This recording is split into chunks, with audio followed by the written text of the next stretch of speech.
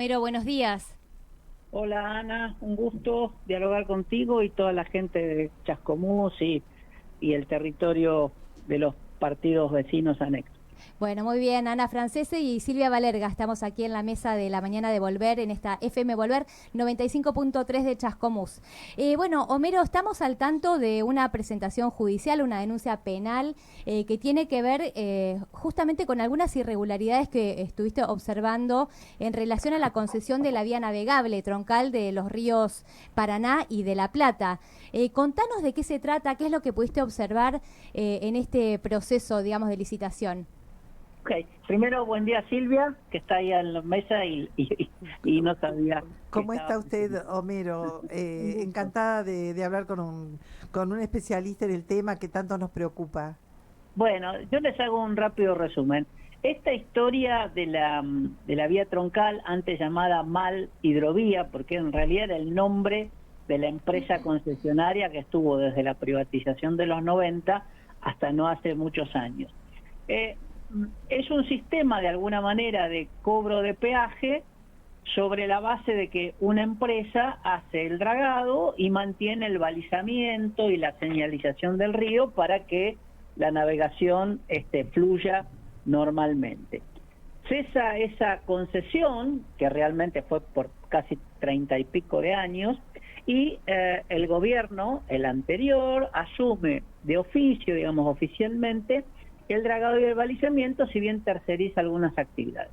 Este gobierno toma una estrategia, como en toda su línea discursiva y sus políticas, de privatización de alguna manera salvaje. Es un gobierno que niega lo ambiental, ha desjerarquizado el área, niega el cambio climático. Bueno, en función de eso planea una concesión sobre la base del dragado y el balizamiento, priorizando los negocios, en realidad, de un grupo de exportadores de cereal y transportistas fluviales de gran escala por sobre el río, los ecosistemas y la naturaleza. Eso tiene una primera licitación en 2024 que, por lo opaca que era, me dio una denuncia penal, una primera denuncia penal. Entonces el gobierno la dio de baja precisamente ante el escándalo que se había suscitado con una de las empresas que parecía, por las denuncias habidas, que se veía favorecida.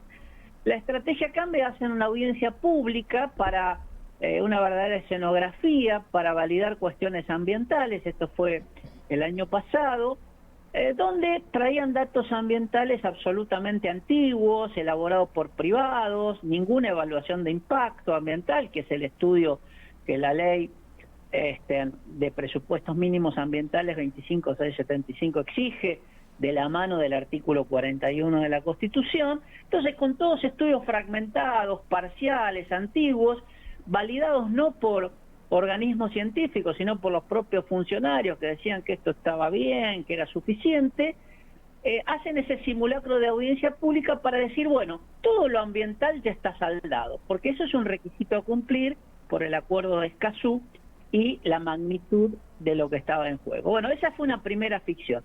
Después llaman a armar los pliegos para la licitación que finalmente concretan, y en todas y cada una de estas instancias se fueron haciendo denuncias antes, durante y después de estos eventos. Quien fue un protagonista, porque es el que firma la denuncia penal, es el ingeniero José María Lojo, que por supuesto no es improvisado en el tema, porque fue presidente del consorcio del puerto de la región de La Plata, donde está La Plata, Berisso y Ensenada, y presidente del Consejo Portuario Argentino, es decir, una persona absolutamente informada. Y él hace la denuncia penal de incumplimiento de deberes de funcionario público, abuso de poder, e inclusive porque toda la estrategia de la vía troncal favorece al Uruguay, donde puede haber hasta traición a la patria. ¿Qué implica ambientalmente esta licitación? Un dragado donde se aumenta el calado sustantivamente, y cuando decimos el calado es la profundización del dragado.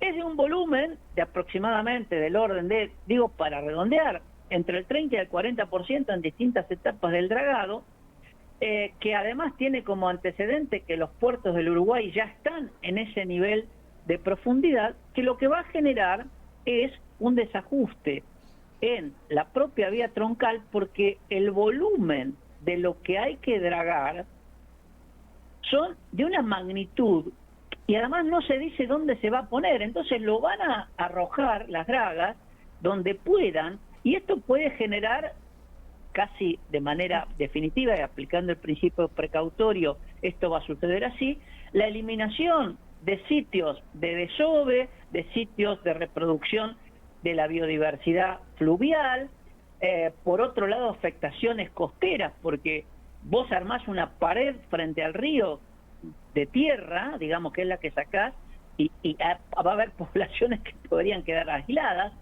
Este nivel de dragado acelera a su vez la velocidad del río, que eso no se sabe cómo va a ser, con lo cual es muy probable que la desembocadura del Paraná sobre el río de la Plata se tapone. Ya hay algunos antecedentes sobre esto en islas de Entre Ríos, y además lo que es grave, ni siquiera, además de la falta de estudios que la ley exige, sea que lo tomemos como servicio público, porque debería haber un marco regulatorio que no lo hay, o como obra pública, porque debería haber evaluación de impacto, que tampoco la hay, ignora las proyecciones del cambio climático. El río Paraná hace unos pocos años estaba casi seco. Entonces vos no podés analizar algo con tamaña cantidad de documentos y datos faltantes. Como todo esto lo exige la ley, con muy buen criterio, el ojo hace esta denuncia penal nuevamente ante la Procuraduría de Investigaciones Administrativas, que está haciendo los pedidos de informes que corresponde.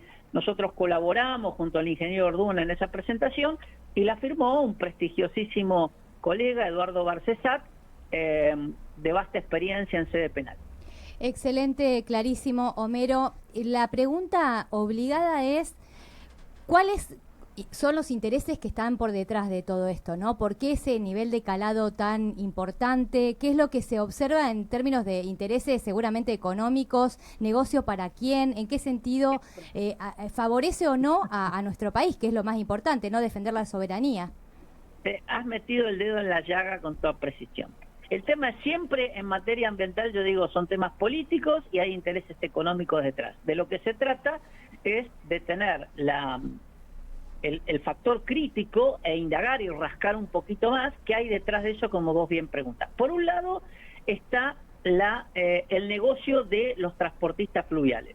Cuanto más grandes sean los barcos, más cargan en los puertos de Rosario para el Río de la Plata, y por supuesto no tienen que seguir cargando eventualmente en puertos o brasileños o en puertos marítimos, como podría ser parcialmente en Mar del Plata o más principalmente Quequén en Necochea o eventualmente Bahía Blanca. Entonces, es un negocio de quienes transportan y es un negocio de las exportadoras, porque el negocio granario, la exportación, que es la que sale en los barcos, está en manos extranjeras y además en puertos privados. Quiere decir que es todo un negocio acotado a un grupo de exportadores, a un grupo de armadoras y transportadores fluviales de gran escala, porque los barcos que piensan traer son los que parcialmente quedan desafectados por la profundización del canal de Panamá, que se llaman los Panamax o post-Panamax, digamos, aludiendo al tema,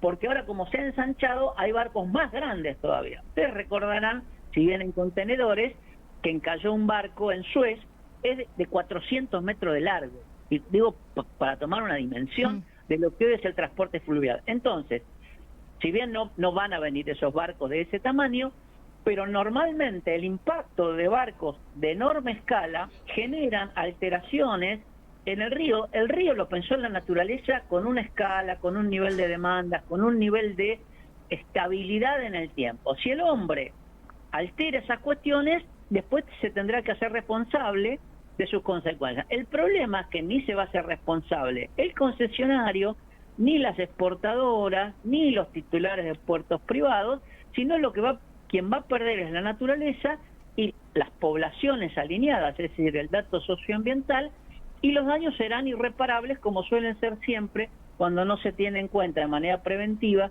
el cuidado de la naturaleza, sobre la base de que el hombre es parte de la naturaleza. Por lo tanto, cuando digo naturaleza, digo la especie humana, los pobladores, los artesanales, quienes tienen establecimientos turísticos artesanales en las costas, y además toda la alteración que esto puede traer en el transporte, sin contar que es un enorme perjuicio para la provincia de Buenos Aires, porque estas cuestiones de sedimentos en la parte norte del Río de la Plata está afectando la idea que la provincia está promoviendo, y el ingeniero Orduna en su momento lo hizo aprobar en la Comisión de Administración del Río de la Plata, del Canal Magdalena, que es una salida al mar mucho más corta, mucho más rápida, mucho más barata, y que evita que la derivación del transporte portuario vaya al Uruguay y pueda caer en puertos de la provincia de Buenos Aires, o de Cava, Buenos Aires y puertos del sur como Mar del Plata, Quequén o Bahía Blanca. Bueno, el año pasado estuvimos hablando de este tema con, me sale Capitanich, me olvidó. ¿Cómo es el nombre del...? Jorge Tayana, me salía Capitanich, perdón. Jorge Tayana, justamente estuvimos hablando de esto mismo. Bueno, y escuchándote, Homero, estaba pensando también lo que es la política nacional actual, ¿no? La falta de mirada respecto a la cuestión ambiental, que también lo estamos viendo en estos días con, bueno, la obligada audiencia pública que tienen que hacer por la ley de glaciares. También ahí... me gustaría que hagas algún tipo de apreciación respecto al tema de la ley de glaciares y bueno, y esta jornada que se va a desarrollar el 25 y el 26. Perfecto. Primero, bueno, Jorge Tayana está en la comisión del Canal Magdalena y ha escrito mucho sobre esto, con mucho criterio y con la mirada estratégica de la defensa de la soberanía del país.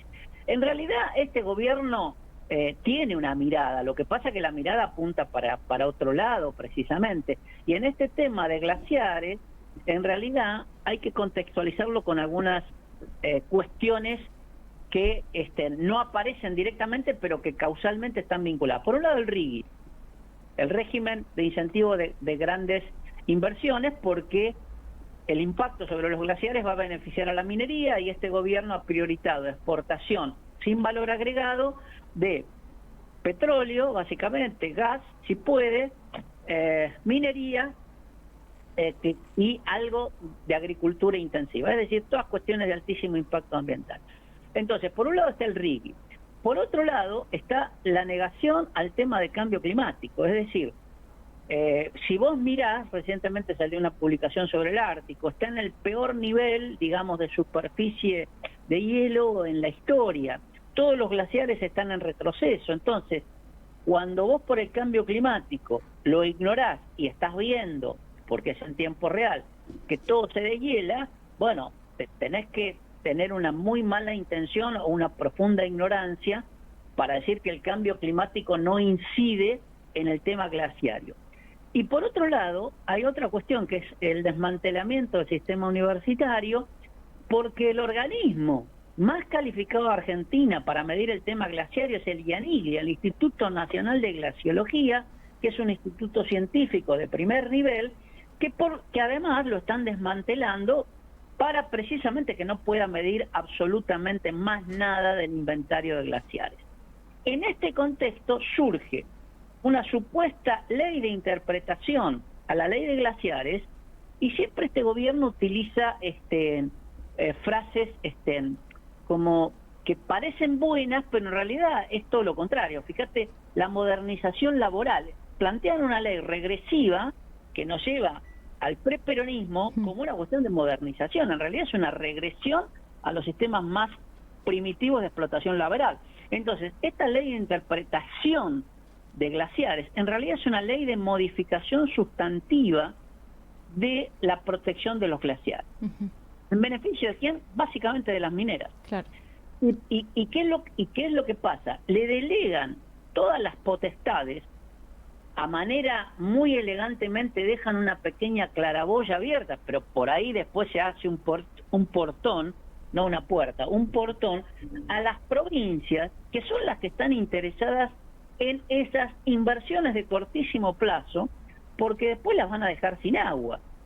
Entonces, lo que se quiere es eliminar ciertas cuestiones por vía de excepción de la protección precisamente de glaciares y periglaciares, que son las áreas adyacentes, sobre la base de criterios provinciales, criterios que no están definidos. Y lo que es grave, los glaciares, vos podrías decir, bueno, pero la minería es un recurso provincial. Sí, pero el agua, de alguna manera, tiene que ver con una lógica federal. Por eso de la ley de glaciares es una ley de presupuestos mínimos ambientales que tiene que ver con la soberanía nacional, con la posibilidad del agua como derecho humano, donde todas las provincias deben cumplirla. Entonces, si vos generás, después de decir, menos de esto en ningún lado, a una provincia le decís, bueno, si usted hace un estudio, usted puede avanzar más, estás desnaturalizando la idea constitucional de las leyes de presupuesto mínimo, como es la Ley General de Ambiente, de residuos, etcétera, etcétera, etcétera. Cuesta mucho ver a nuestra Argentina, digamos, como volver a la época de la Confederación, ¿no? O sea, la pérdida total de mirada respecto a los cuidados necesarios para conformar un país federal y tener esa mirada desde el cuidado principalmente de los recursos, ¿no?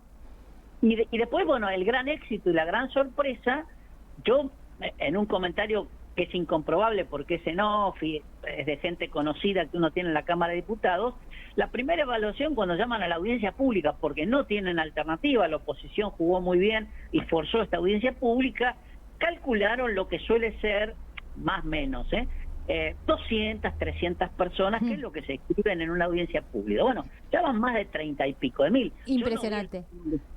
El último listado. Entonces ahora tienen un problema gravísimo, que es precisamente que este tema ha encendido esa masa crítica de defensa del patrimonio ambiental soberano, y que es el agua. El agua es un derecho humano. Vos y yo y Silvia tenemos el 70% de agua en nuestro organismo, mucho más cuando estábamos en el seno materno. Entonces el agua es parte de vida, y si vos permitís que la derritan o la rompan para sacar minerales donde encima no queda absolutamente nada, porque después el drama viene después, te quedaste sin agua.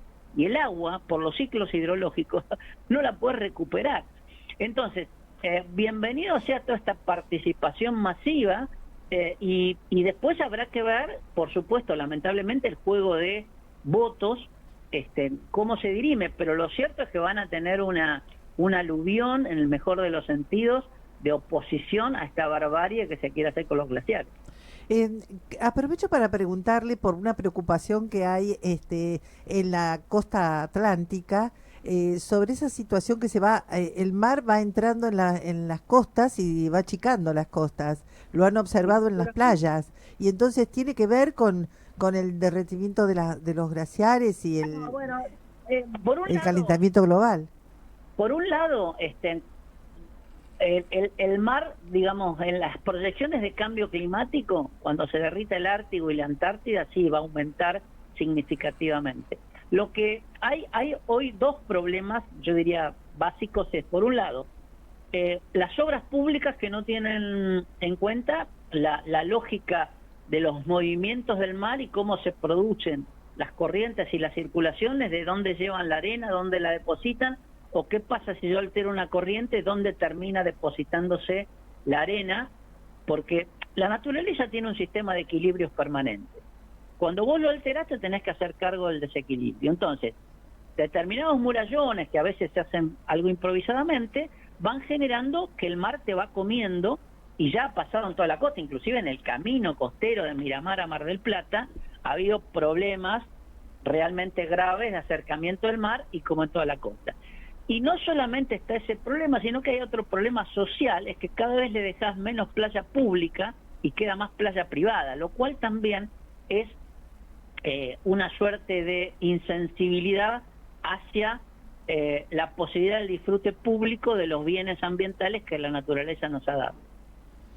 Homero, ha sido muy claro, realmente un gusto escucharte. Te vamos a estar obviamente molestando a lo largo del año para poder tener nuevamente tu voz, tu mirada sobre estos temas que nos interesan mucho. Tenemos que cortar porque se nos va el programa y tenemos otras cosas para atender, pero te agradecemos un montón, te mandamos un abrazo y bueno, la invitación para próximas entrevistas. Cómo no, recíproco, y que tengan un buen día. Gracias, Homero. Hasta aquí Homero Bibiloni, como les dijimos, abogado, especialista en Derecho Administrativo, máster en Derecho Ambiental, ahí parte de quienes están denunciando al gobierno nacional justamente por no tener en cuenta una evaluación de impacto ambiental en lo que es la próxima licitación, el proceso licitatorio para la vía troncal navegable del río Paraná y de La Plata. Bueno, hasta aquí entonces esto que ha sido información en la mañana de volver. Vamos a un corte musical y volvemos en un ratito con más noticias y con Cata Martínez y el deporte. Vamos a tratar este tema también que nos gusta mucho los lunes en la mañana de volver.